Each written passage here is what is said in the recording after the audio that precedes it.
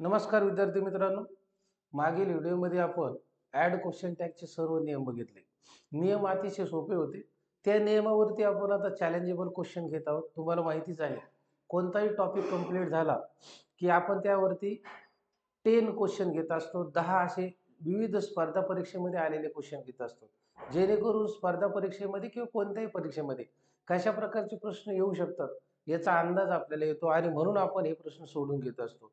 तर add question टॅगचे जे नियम आहे ते खूप सोपे आहे. मी तुम्हाला सर्व नियम सांगितलेले आहेत. मग ते इम्पेरेटिव्ह सेंटेन्स असो किंवा लेटरचे वाक्य असो, राईट्स, किंवा वाक्याची सुरुवात एव्हरीवनने असो, एनिथिंगने असो, धिसने असो, दॅटने असो, दीजने असो, राईट्स, किंवा वाक्यामध्ये इंडिपेंडंट आणि डिपेंडंट क्लॉज आलेला असो, राईट्स. तर हे जे प्रकार आहे हे सर्वचे सर्व आपण घेतलेले आहे. डिटेल आणि विस्ताराने घेतलेले आहे. मला असं वाटतं की हा जो प्रकार आहे ॲड क्वेश्चन टॅगचा अतिशय सोपा आहे आणि स्पर्धा परीक्षेला यावरती क्वेश्चन 100% येतो. त्याचं कारण असं आहे की अशी कोणतीही स्पर्धा परीक्षा नाही की त्यामध्ये ॲड क्वेश्चन टॅगचा प्रश्न आलेला नाही. तुम्ही मागील प्रश्नपत्रिका बघा. त्या प्रश्नपत्रिकेमध्ये तुम्हाला दिसेल की जनरली पी-एस-आय, एस-टी-आय असिस्टंट या स्पर्धा परीक्षेमध्ये अशा प्रकारचे क्वेश्चन आहेच. ॲड क्वेश्चन टॅगचा प्रश्न सोपा आहे. फार काही कन्फ्युजन होण्यासारखं नाही. फक्त त्याचे नियम डिटेल तुम्ही समजून घ्या. नियम जर आपल्याला माहीत असेल, तर मला असं वाटतं की कोणताही प्रश्न तुम्ही सहज सोडवू शकता. त्याचं अचूक उत्तर शोधणं म्हणजे काही अवघड नाहीये. कारण उत्तर ऑलरेडी तुम्हाला तिथेच दिलेलं असतं. फक्त तुम्हाला ऑप्शन चॉईस करायचं आहे. वाक्य एकदा वाचून घ्यायचं आणि नंतर ऑप्शनकडे जायचं. बरेचसे विद्यार्थी घाई करतात. तर हे जे प्रश्न सोडवत असताना हे काळजीपूर्वक वाचणं गरजेचं आहे. त्यानंतर अचूक उत्तर शोधणं गरजेचं आहे. तर चला बघूया आपण आता 10 प्रश्न ॲड क्वेश्चन टॅगवरती, की जे विविध स्पर्धा परीक्षेमध्ये आलेले आहेत. राईट्स, विविध स्पर्धा परीक्षेमध्ये विचारलेले प्रश्न आहेत ते आपण घेऊया. तर आता पहिला प्रश्न बघा. Taxes are high in this country. Department PSI 2011 ला हा प्रश्न आलेला आहे. Department PSI 2011. प्रश्न फार सोपा आहे. तुम्ही वाचलं की तुमच्या लक्षात येईल. Taxes are high in this country. तर येथे आर ऑलरेडी सपोर्टिंग वर्ब दिलेले आहे. तर तुम्हाला माहिती आहे, सपोर्टिंग वर्ब जर पॉझिटिव्ह असेल तर ॲड क्वेश्चन टॅग करताना आपल्याला निगेटिव्ह घ्यावं लागतं. हे तर सांगितलेलंच आहे. आपण क्लास करताना सांगितलं इज असेल तर इजंट, आर असेल तर आरंट. फक्त आय एम असेल तर आयमंट नसून आरंट आहे हेही मी तुम्हाला काही अपवाद सांगितलेले आहे. बरोबर आहे. विल असेल तर वुडंट, कॅन असेल तर कांट, राईट, शुड असेल तर शुडंट, मे असेल तर मेंट, मस्ट असेल तर मसंट. तर हे आपण सांगितलेलं आहे. तर इथे आता करता बघा. करता काय आहे वाक्यामध्ये? टॅक्सेस आहे. टॅक्सेस हा सिंग्युलर आहे प्लुरल? प्लुरल आहे. मग प्लुरल जर सब्जेक्ट असेल तर त्यासाठी आपल्याला दे या प्रोनाउनचा उपयोग करावा लागतो. बरोबर आहे. दे या पर्सनल प्रोनाउनचा उपयोग करावा लागतो. मग आता इथं टॅक्सेस म्हणजे दे आहे आणि आर हे सपोर्टिंग वर्ब आहे. आरचं निगेटिव्ह होईल आरंट. मग तुम्हाला आयडिया आली असेल आता याचं उत्तर काय असणार आहे. तर आणि हेही सांगितलं की ऍड टॅगचं वाक्य बनवत असताना आता इथे ऑलरेडी उत्तर दिलेले पण आपण जेव्हा लिहितो तेव्हा ते वाक्य रिपीट करावं लागतं आणि पुढे कॉमा देऊन मग आपल्याला ऍड क्वेश्चन टॅग करायचं आहे. इथे ऑलरेडी उत्तर दिलेलं आहे. तर taxes are high in this country या प्रश्नाचं जे करेक्ट ऑप्शन आहे डझंट इट नाही. कारण डचा इथे काही संबंध नाही. कारण इथे सपोर्टिंग वर्ब आर दिलेले आरच्या रिलेटेड आन्सर असणं गरजेचं आहे. डू दे हे सुद्धा इथे असणार नाही कारण डूचं काहीच नाही इथे प्रकार. मग आता सी नंबरचं बघा. सी नंबर जिथे आर आहे त्याचा आरंट होईल. टॅक्सेस प्लुरल आहे त्याचं दे होईल आणि ऍड क्वेश्चन टॅग. म्हणजे सी नंबरचं जे क्वेश्चन आहे म्हणजेच ऑप्शन आहे सी नंबरचा ऑप्शन या प्रश्नाचं उत्तर असेल आहे. डी सुद्धा नाही. कारण हे डू डोंट हे कधीच येऊ शकणार नाही याच्यामध्ये. कारण डज असेल, डू असेल, डोंट असेल याची काही लिंक नाही येते. येथे सपोर्टिंग वर्ब आहे आर आणि तेच ह्या सी नंबरच्या ऑप्शन मध्ये आलेलं आहे आणि म्हणून आरंट दे. दे का घेतलं हे तुमच्या लक्षात आलं असेल कारण टॅक्सेस ही प्लुरल आहे. राईट. तर अशा प्रकारे पहिल्या प्रश्नाचं उत्तर आपण येथे सोडवलेलं आहे. त्यानंतर आता दुसरा प्रश्न बघा. दुसरा प्रश्न सुद्धा फार सोपा आहे लक्षात घ्या. दुसरा प्रश्न काय आहे?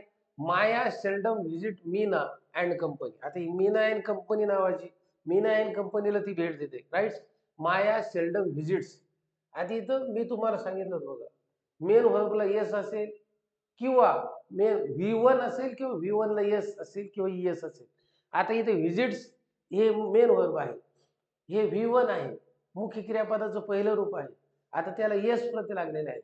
मुख्य क्रियापदाच्या पहिल्या रूपाला जर येस प्रत्यय लागला असेल तर तिथे डज असतं, हे मी तुम्हाला शिकवताना सांगितलेलं आहे. डज असतं. आणि जर फक्त V1 असेल तर तिथे डू असतं. मग आता इथे V1 ला काय लागलेलं आहे? प्रत्यय येस लागलेला आहे. म्हणजे तिथे काय आहे आता? येथे डज आहे असं गृहीत धरा. काय आहे येथे? येथे डज आहे असं गृहीत धरा. राईट? मग आता डज आहे म्हटल्याच्या नंतर जेव्हा आपल्याला ऍड क्वेश्चन टॅग बनायचा तर तेव्हा डज हे पॉझिटिव्ह आहे, त्याचा ऍड क्वेश्चन टॅग निगेटिव्ह होईल. मग डजचं काय होईल? डझंट. आणि करता काय आहे? माया. माया काय आहे? माया ही मुलगी आहे. बरोबर आहे, म्हणजे सी. मग आता या वाक्यात जर बघितलं आपण तर आणखीन एक प्रॉब्लेम बघा. सेल्डम म्हणजे क्वचित. लक्षात आलं ना तुम्हाला? सेल्डम म्हणजे क्वचित, म्हणजे हे वाक्य निगेटिव्हच आहे. लक्षात आलं? हे वाक्य काय आहे? निगेटिव्ह आहे. सेल्डम म्हणजे ती अशी क्वचित. क्वचित म्हणजे निगेटिव्ह. थोडक्यामध्ये नाही बरोबर आहे. म्हणून याचं उत्तर पॉझिटिव्ह असणार आहे, लक्षात घ्या. मग याचं उत्तर काय असेल? डज सी, डझंट सी किंवा डिड सी किंवा डिडंट सी.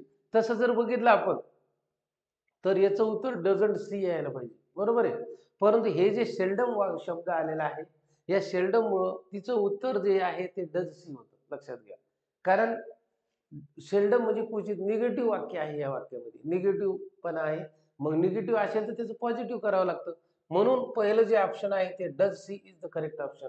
आणि डझंट सी सुद्धा बरोबर आहे, परंतु हे सेल्डम आलेलं आहे.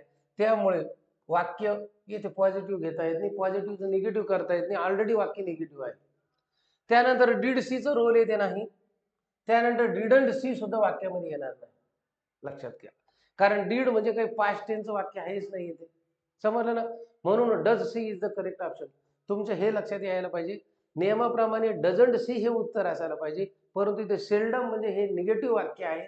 या निगेटिव्ह वाक्याचं आपल्याला पॉझिटिव्ह वाक्यामध्ये रूपांतर करायचं आहे. आणि म्हणून correct option is a, that is does she. समजलं तुम्हाला? त्यानंतर आता पुढचं वाक्य बघा. Give me the book. Engineering pre 2013 ला हा प्रश्न आलेला आहे. प्रश्न अतिशय सोपा आहे. तुम्ही वाक्याकडे बघितलं तर तुम्हाला समजेल की हे इम्पेरेटिव्ह सेंटेन्स आहे. कोणतं सेंटेन्स आहे? इम्पेरेटिव्ह. इम्पेरेटिव्ह म्हणजे काय? आज्ञार्थी वाक्य. आज्ञार्थी वाक्यामध्ये कर्ता नसतो. ज्या वाक्याची सुरुवात मेन वर्बने होते त्याला इम्पेरेटिव्ह सेंटेन्स म्हणतात किंवा आज्ञार्थी वाक्य म्हणतात. मग आज्ञार्थी वाक्याचा नियम आपण बघितला होता. आज्ञार्थी वाक्य जर असेल तर त्याचा ऍड क्वेश्चन टॅग करताना तुम्हाला विल यू घ्यायचा आहे. काय घ्यायचं आहे? Will you. आपला नियमच आहे.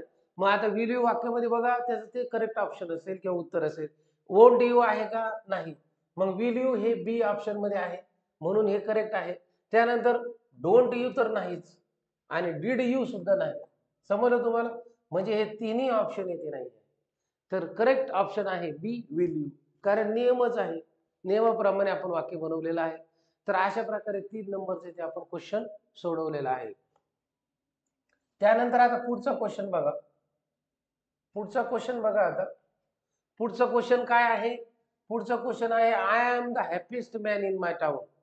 क्लर्क 2011 ला हा प्रश्न आलेला आहे. मी माझ्या टाउन मध्ये सर्वात हॅपीएस्ट माणूस आहे, सर्वात आनंदी आहे, असा या वाक्याचा अर्थ आहे.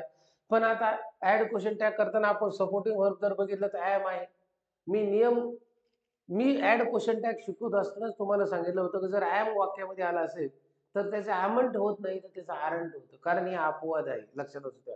मग आता ॲमचं इथे काय होईल? आरंट. आणि करता तर तुम्हाला माहिती आहे.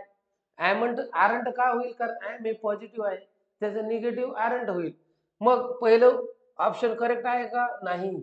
बरेचसे विद्यार्थी ॲमंट आहे हे उत्तर लिहितील, परंतु हे उत्तर आपल्याला इथे अपवाद आहे, इथे लिहिता येत नाही, इथे करेक्ट नाहीये.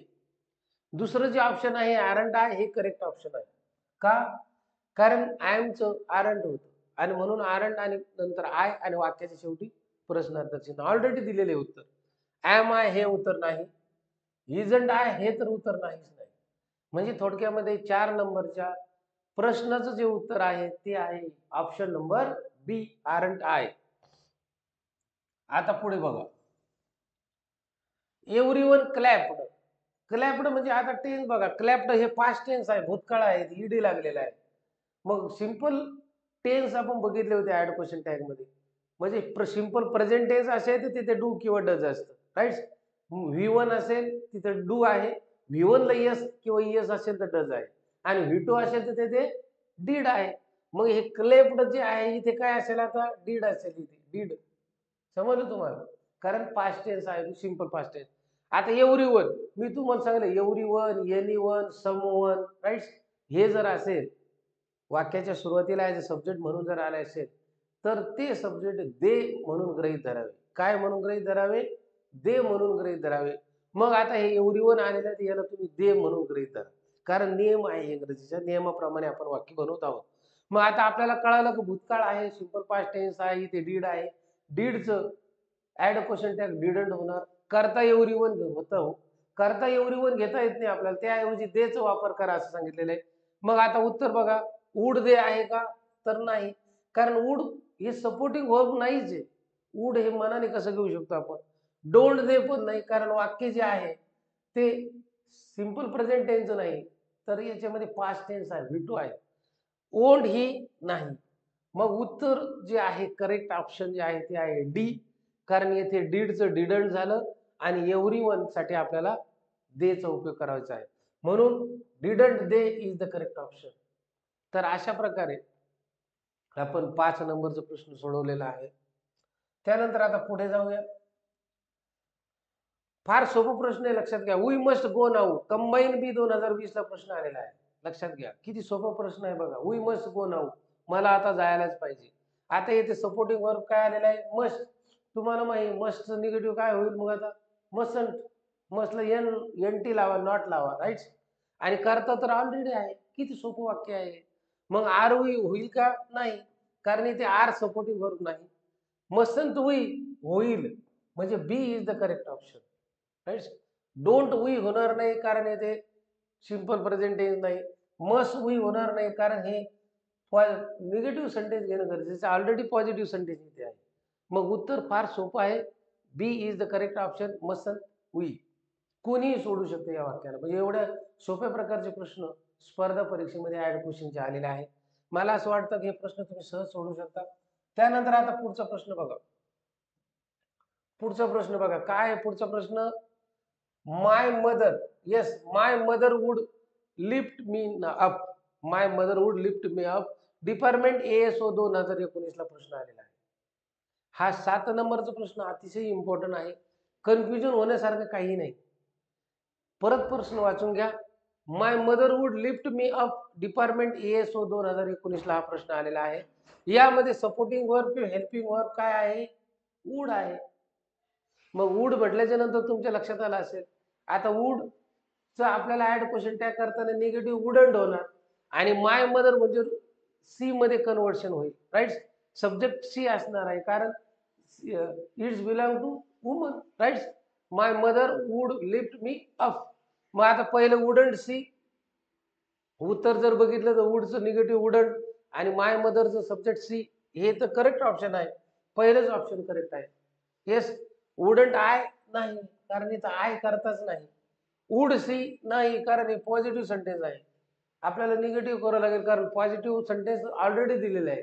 पॉझिटिव्ह असेल तर निगेटिव्ह ऍड क्वेश्चन टॅग असणं गरजेचं आहे. वुड आय हे सुद्धा इथे नाही. म्हणजे हा जो प्रश्न आहे हा फार सोपा प्रश्न आहे. ऍड क्वेश्चन टॅग बनवताना शक्यतो तुम्ही सपोर्टिंग वर्ब बघावा. सपोर्टिंग वर्ब जर पॉझिटिव्ह असेल तर ऍड क्वेश्चन टॅग करताना निगेटिव्ह करावं लागेल आणि सपोर्टिंग वर्ब जर निगेटिव्ह असेल तर ऍड क्वेश्चन टॅग करताना तो पॉझिटिव्ह करावं लागेल राईट. तर अशा प्रकारे हे 7 नंबरचा प्रश्न आपण इथे सोडवलेला आहे. आता पुढचा प्रश्न बघा. I am extremely happy. Technical pre 2021 ला हा प्रश्न आलेला आहे. प्रश्न अतिशय सोपा आहे. प्रश्न अतिशय सोपा आहे. अशा प्रकारचा एक प्रश्न आपण घेतलेला आहे. वाक्यामध्ये सपोर्टिंग वर्ब काय आहे तुम्ही बघून घ्या. वाक्यामध्ये सपोर्टिंग वर्ब आय एम आहे. आय एमचं वाक्य आता झालेलं आहे आपलं. मी तुम्हाला सांगितलं की आय एम जर वाक्यामध्ये असेल आय एम जर वाक्यामध्ये असेल तर आपल्याला ॲमंड घेता येत नाही कारण हे अपवाद आहे. आपल्याला आरंट घ्यावं लागेल by the rule of English correct. मग आता आय एम एक्स्ट्रीमली हॅपी या वाक्याचा आपल्याला ऍड क्वेश्चन टॅग बनवायचं असेल तर आय एम हे पॉझिटिव्ह आहे त्याचं निगेटिव्ह आरंट होईल आणि करता आहे आय राईट. मग आता आय एम आय होतं का हे नाही. बरेचसे विद्यार्थी आय एम आय करू शकतात. इजंट आहे तर नाहीच नाही. त्यानंतर आरंट आहे हे करेक्ट ऑप्शन आहे म्हणजे C is the correct option right. आणि इथे इजंट आहे हे तर नाही, कारण इजचं काहीच इथे रेफरन्स नाही. इज हे सपोर्टिंग वर्ब नाही. मग इज जर सपोर्टिंग वर्ब नसेल तर ऑप्शन मध्ये इजंट असेल, हे आय एम आय हे सुद्धा नाही. येथे जर ॲमंट आय असतं तर एखादा मुलगा असा विचार करू शकतो का ॲम हे पॉझिटिव्ह आहे, मग त्याचं निगेटिव्ह ॲमंट आय होऊ शकतं, असा मुलगा विचार करू शकतो. पण त्याने हे लक्षात ठेवायला हवं, ॲम जर असेल आणि त्याचं जर आपल्याला ऍड क्वेश्चन टॅग करायचं असेल तर ॲमचं ॲमंट होत नसून आरंट होतं, हे लक्षात ठेवा. तर अशा प्रकारे हा प्रश्न येथे आपण सोडून घेतलेला आहे. त्यानंतर आता पुढचा जो प्रश्न आहे तो प्रश्न बघा. पुढचा जो प्रश्न आहे तो प्रश्न आहे Monica isn't very tall combine C 2021 ला प्रश्न आलेला आहे. 9 नंबरचा प्रश्न आहे. अतिशय सोपा आहे. प्रश्न वाचून घ्या म्हणजे लगेच तुम्हाला अचूक असं उत्तर शोधता येईल. आता येथे तुम्ही सपोर्टिंग वर्ब बघा, कारण सपोर्टिंग वर्ब जर तुम्ही बघितलं नाही तर तुम्हाला अचूक असं उत्तर शोधता येणार नाही. तुम्हाला माहिती सपोर्टिंग वर्ब जर निगेटिव्ह असेल तर आपल्याला ऍड क्वेश्चन टॅग मध्ये पॉझिटिव्ह सपोर्टिंग वर्ब घ्यावं लागेल, आणि सपोर्टिंग वर्ब जर पॉझिटिव्ह असेल तर ऍड क्वेश्चन टॅग मध्ये निगेटिव्ह घ्यावं लागेल. म्हणजे इट इज अपोजिट रिएक्शन, बरोबर. मग आता मोनिका इजंट व्हेरी टॉल हे जे वाक्य आहे हे कंबाईन सी 2021 ला आलेलं आहे. तर इजंट हे सपोर्टिंग वर्ब ऑलरेडी निगेटिव्ह आहे. मग आता आपल्याला ऍड क्वेश्चन टॅग मध्ये ते पॉझिटिव्ह घ्यावं लागेल, करेक्ट. मग इजंटचं पॉझिटिव्ह काय येईल, इज, आणि मोनिका इज गर्ल, त्यामुळे सी हा सब्जेक्ट असेल आणि वाक्याच्या शेवटी प्रश्नार्थक चिन्ह.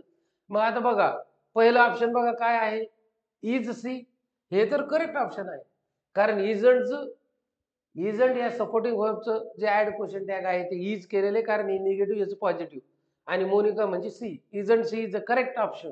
म्हणजेच पहिलं जे ऑप्शन आहे A, is C is a correct option. दुसरं बी, इजंट सी नाही.